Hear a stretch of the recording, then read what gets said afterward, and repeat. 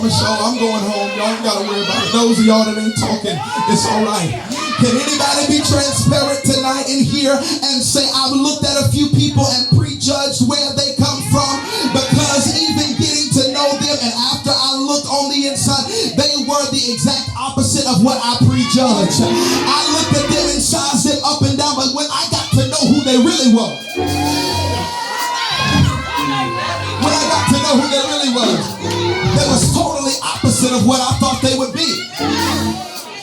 We're going. Please take your seats. So what God is saying is, you have to be careful, because if your criteria is based off of eyesight and the outer appearance, you are going to miss it. Look at your neighbor and say, you're going to miss it.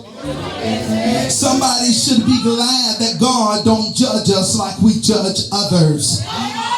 But we serve a God that looks beyond our facade. We serve a God that looks beyond how we walk in the church after He's commanded us to enter into His gates with thanksgiving. We serve a God that looks beyond what we post on social media with our super spiritual selves. Good God have mercy, but God goes to the inside and searches the heart and soul of an individual. God is saying, you can drive nice but have a bad heart. Y'all can hear me. You can have a lot of money, but you can have a heart that's not pleasing to God. And in this hour, I'm not choosing people who look good on paper. I want to know, what does your heart look like?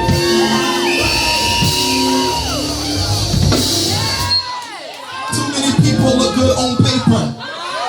Too many people look good in a pulpit, but I want to know the sentiments of your heart. This still is a youth revival, but I'm preaching to everybody, amen? Oh, God. Look at your neighbor tonight and say, before you start choosing, you better look beyond some of the stuff on your list.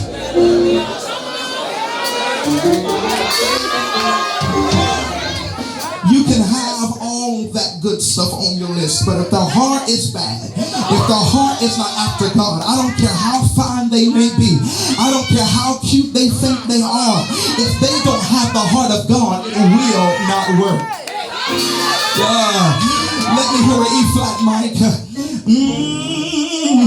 We're going somewhere. So here it tells us in the text that when we look at God's selection process, God says, I'm not looking at what you all look at. But if we notice in the text, Jesse keeps bringing son after son. And God keeps saying no. He keeps bringing them out in order from oldest to youngest. And God keeps saying no.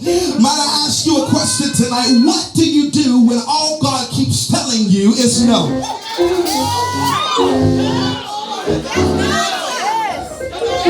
Can I park here for a minute and acknowledge this about Samuel? Even though he was wrong initially, he did not settle. Y'all will catch that later. Even though he was wrong initially and Jesse kept bringing out sons that looked like the next king, Samuel was wrong once, but he wasn't wrong again. In other words, he adhered to the no of God. In the church today, we have a hard time adhering to the no of God. We try to find different avenues that we can push. We try to find different avenues, but we got to adhere to the no of God. All right. Can I help somebody right here? The reason why you can't give God praise like you want to is because your frustration while in the process, you settled on who God said no about. The first three you were cool with, but around the fourth, fifth, and the sixth individual, you were pleading with God, come on God, I can make this work. Come on God, I know you said no, but let me spend a few more moments with them. I promise you, I can turn them around. Can anybody be transparent tonight and say, I've been that one?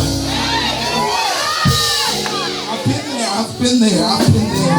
See, sometimes you have to understand the process of God. That when God says no, you can't change His mind.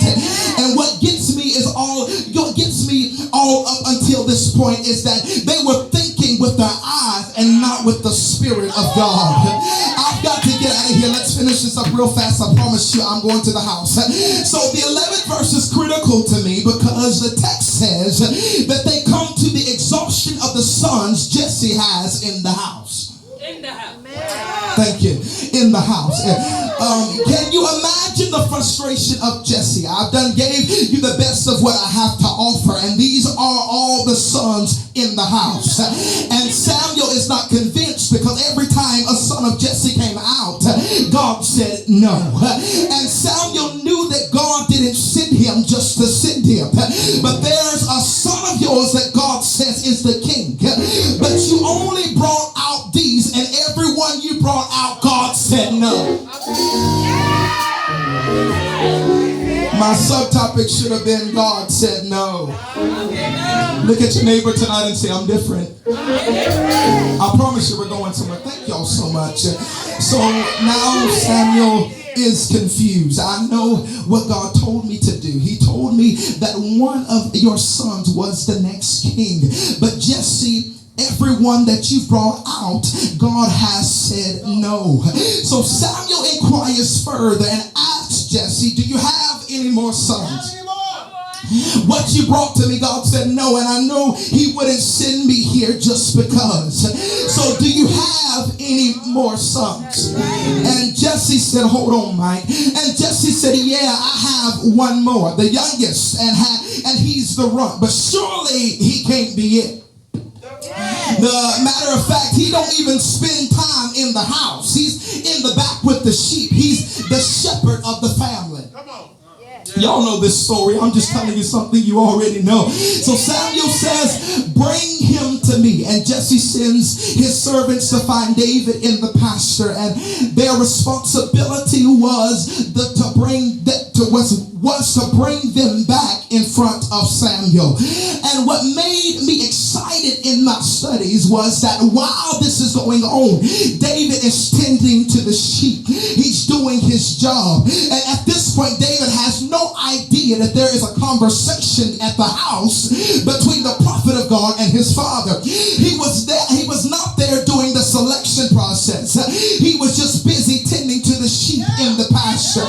And while he's doing what he's called to do, God is setting up a moment that's about to bring him to the place of being elevated from the pasture to the palace. But he has no idea about the conversation that's going on. And he's just busy doing the work in the pasture. And all of a sudden, while he's pasturing and while he's shepherding the sheep, a servant comes and says, I need it in the house.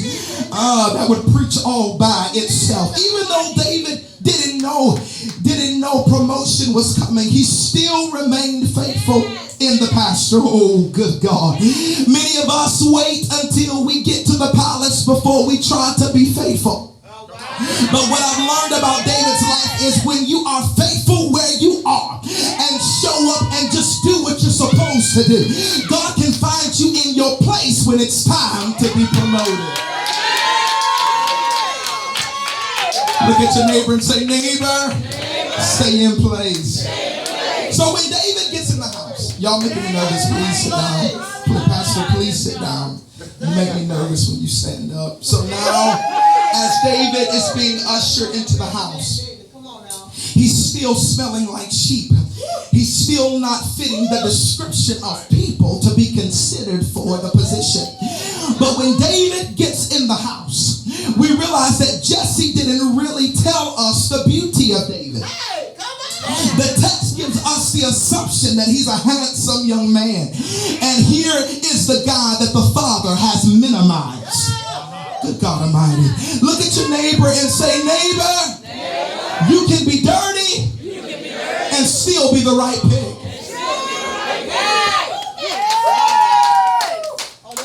They're quiet on me. It's all right. Can I help you tonight? It's amazing how God saw something in David that not even his father said. My own flesh and blood didn't see it, but God saw it. Ain't that the way it normally works? Your family don't see nothing in you. They don't think you're going to amount to anything. They think you just going to church all the time. But something about the Holy Ghost. Something about the Holy Ghost. I can't explain. You moving, please. If no one else shouts over this message, I'm going to shout because it lets me know those closest to you can't validate validate or confirm what God is doing in your life. And what I appreciate about the story of David is that God don't need their approval to anoint you. I said God don't need their approval to anoint you. He don't need them saying how wonderful you are for God to say this is the one. Good God Almighty. Can I pause here and tell 5 people that when God validates you, who cares who don't validate you? Who cares who don't validate you? Because God's hand is on you. Here is what made me dance. Please take the seat. Here's what made me dance. Hopefully 5 of y'all will catch it and give God praise. But when David got into the house, Samuel poured out his oil flask, and what did not flow on his brothers began to flow on him. Oh, God. Come on, we coming. He was anointed in the presence of his brothers. He was anointed in the presence of his family.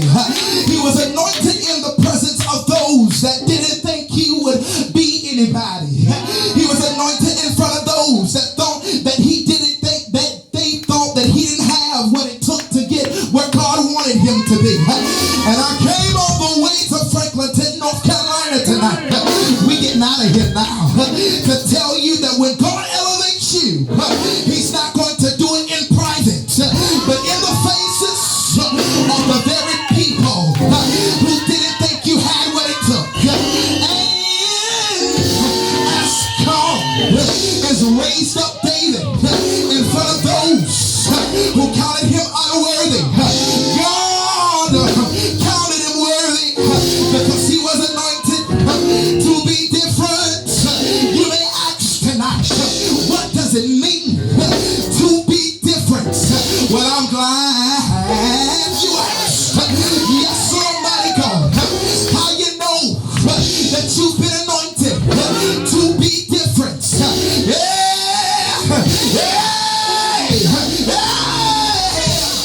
Almighty God. You must take the deed of difference and know that you've been destined by God to do a work in such an hour as this. You must take the eye and know that you are infused with the Holy Ghost, and you've been given power, Lord. You've been given power to call things that are not as though they were. You must take the F and be faithful unto God as he shall be faithful unto you. For his word, God, for his word says that he will never leave you nor forsake you, but he'll be with you even unto the ends of the earth. He said he'll keep you in perfect peace whose mind is stayed on him. You must take the second F and be on fire for God, always ready for a move of the Spirit of God, always seeking where he may be found. Yes, somebody go. You must take the E and be empowered by the word of God. For the word of the Lord is sharper than any two-edged sword. You must take the R and be relevant. For you are anointed not to be a star, not to be in the Hall of Fame, but to be anointed. Yes, you must take the second E and always be encouraged, encouraging yourself in the Lord. For the Bible declares that the joy, let's ride, y'all. For the joy of the Lord is our strength. You must take the end and be noble, because you are a king's kid. For the Bible declares, be that you are a chosen generation, a royal priesthood, and a holy nation, a peculiar people, that you should show forth the praises of him who has called you out of darkness